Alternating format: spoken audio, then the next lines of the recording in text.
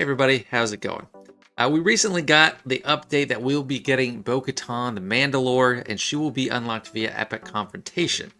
So I just wanted to take a moment to make a video about what Epic Confrontation characters are, what the relative power level is, how the events might differ, things like that, just how it's going to fall, and even CG's timeline in the past few years for releasing characters, why I think we will not be getting a legacy event this year. We already got the requirements for the character. It's going to be three basically new or key characters at Relic 7, and then the Mandalorian Beskar armor at Relic 7, which is an older character, but they're all required at Relic 7. So how is this actually an Epic Confrontation character? Because previously we've only had two, and their events were a lot different. As far as we know so far, there have been, I think, 4 main different types of journey guide unlocks in the solo journey variety. We got basic legendaries, which is most of these earlier on characters. We got journeys, hero's journey, which started with Commander Luke Skywalker. That includes Luke, JTR, Bam, the both Revans, and arguably Jedi Knight Luke. And then we have Epic Confrontation characters, which until now was uniquely a product of 2019. Malak came out in April 2019. Gas came out, I think, September or October of 2019. So that's like a 4-year gap in between Epic Confrontation characters. And then we also have Legacy characters, which is only Starkiller and Dr. Aphra. The relative power levels, I know that the devs had a forum post on it a while ago. I scoured for it. I could not find it. If anyone has it, please leave it in a comment. I'd love to see that, because they describe the relative power level as Epic Confrontation above Hero's Journey characters, which is above Legendary characters, I believe. And then on top of all those was a Galactic Legend, and at the very top, a Galactic Legend with their Lifter unit. So a lot of you will probably know which posts I'm talking about. I just was not able to find it. But that puts Epic Confrontation at the top of the pile. That's over Legacy, that's over Hero's Journey, that's over everything.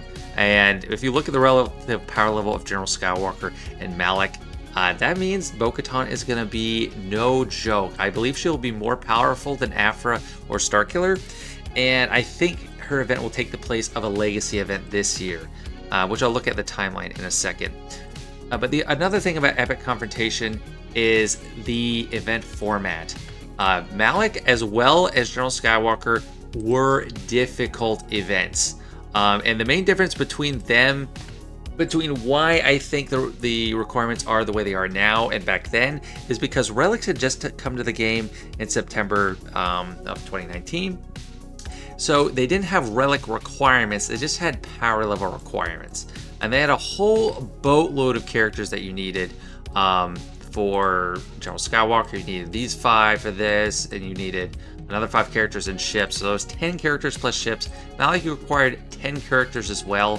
But I think now they don't care about having all the fluff characters, because what would they actually require?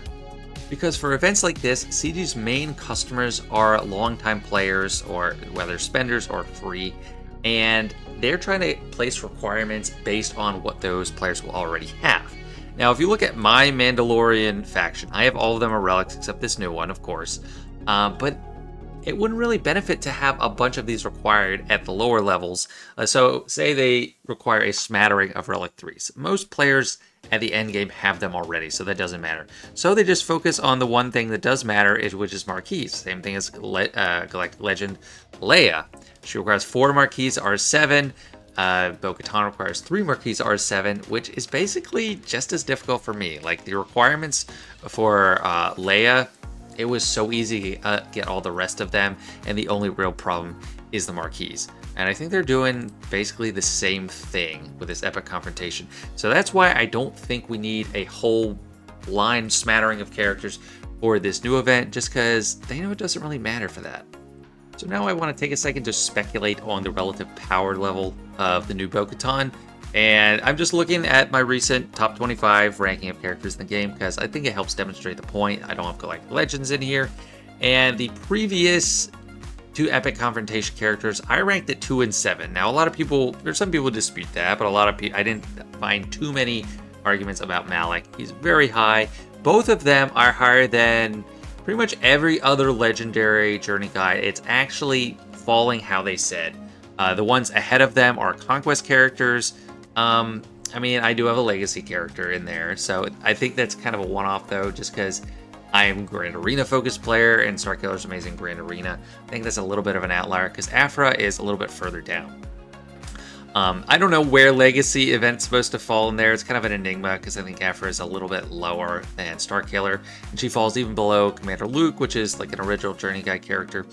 But they're still very, very strong. So I would speculate that Bo-Katan is at least a top 10 character and may even be a top 5. She might be sold as a Galactic Legend Leia counter. Who knows? But I expect her to be no joke, and it's going to be something that people are going to want to push for, and it's going to be worth it to CG, even with a few requirements, just because those marquees are the money makers. Next, I want to talk about why I don't think we're going to be getting a legacy character this year. We're going to be getting just Bo-Katan. She's going to take that place, and this is kind of significant because it's one of the first breaks from this formula we've had in about 2 years. This formula really took shape in 2022 and has till now continued in 2023, where we get a big release ship in the late summer. So in 2021, that was Executor, or it might have been like July or something. Late summer 2022, we got Profundity, and then in 2023, we got, or actually Leviathan was the early one in the summer, we got Leviathan. Where my face is on this screen would be like Jedi Master Kenobi, but it doesn't fit this exact release pattern anymore. But early fall of each year, we've gotten a Galactic Legend since they've switched to just one Galactic Legend a year. We got Lord Vader, we got Jabba in 2022, and then just recently Leia. And the meta fleet capital ship and the Galactic Legend come out very close to each other, and that's a really big resource drain. But in winter so far, we got Starkiller. That was a groundbreaking event because it drew on characters that were not from the movies or anything. Mostly they were from video games. And then Afra followed that up with characters from comic books, and then Hondo's from the shows. But those were just specifically legacy events, and they were different. But in the early summer, or midsummer, like June of 2022 and 2023, we've got legendary characters. We got the Inquisitors, or Grand Inquisitor, and then Cal. Cal was interesting because it was only a Gear 12 requirement, and Grand Inquisitor was all R5. But maybe they did that because Grand Inquisitor used all, you just go one team out of it, and Cal had characters that kind of fit a little bit of a spectrum of different teams. But Bo-Katan is kind of a break from that. I don't know if we'll get here this winter or if it'll be early next year, but usually in the first quarter of a year, we seem to get some kind of a little bit of a break in the big releases, but we're usually getting some marquees in there, and people know they have to get them. But it's very interesting to me. I'm kind of interested to see it. But yeah, this is just kind of a simple layout, graphic representation of this formula we have seen for about 2 full years now, all coming up on 3. So now we've established the power level of Epic Confrontation characters, the role they're playing, or Bo-Katan is playing in the yearly release schedule, and the types of requirements we see and why they're different now than they were in 2019. And the last thing I want to talk about is the event difficulty. Legacy events, I think there's a big reason they made Bo-Katan an Epic Confrontation character and not a Legacy character. Starkiller and Afra's events were, well, at least Starkiller, were just really easy. They were mainly cinematic. It was just kind of an enjoyable thing for you to do. I think actually Starkiller got a lot of criticism because it was just like his marquee events. But they were not gatekeepers to getting the character. It was just, okay, you qualify for the event. It's going to be easy to get them. It was not a challenge. However, Malik and General Skywalker were some of the hardest unlocks we've seen in this game. They made you want to bang your head against the wall. General Skywalker, players took hours and hours, so many attempts to beat this because I wanted to do it with a minimum. I think we might have a similar thing on our hands. Malik was also very difficult, required very specific strategy. I think they're bringing back Epic Confrontation. 1 gets a power level. 2, they want to make it a really hard event. So just be ready for that. That's my speculation. It's going to be challenging. It's not going to be a push-hour event. because I feel like she will land in this bracket, tier 5. This is in the journey guide. This is just meta fleets, epic confrontations, and then Luke, which is kind of a one-off. He's a journey continues character, tons of relic characters, but they're all low relics, so he's like a big outlier. But yeah, I think it's gonna be hard. That's it. That's mostly everything I wanted to get off my chest about Bo-Katan's coming.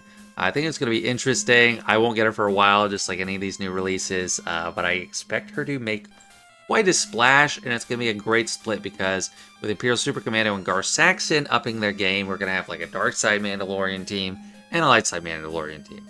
So share your thoughts below. Do you think I'm off base here? Do you think I'm right in my speculations? It's just very interesting how things work in this game. I like analyzing how the release schedule's coming up and the different types. It's very cool to see Epic Confrontation come back after 4 years, and I am ready for it. So thanks so much, guys. Don't forget to like if you did enjoy, and sub if you haven't already. Appreciate it. See you later.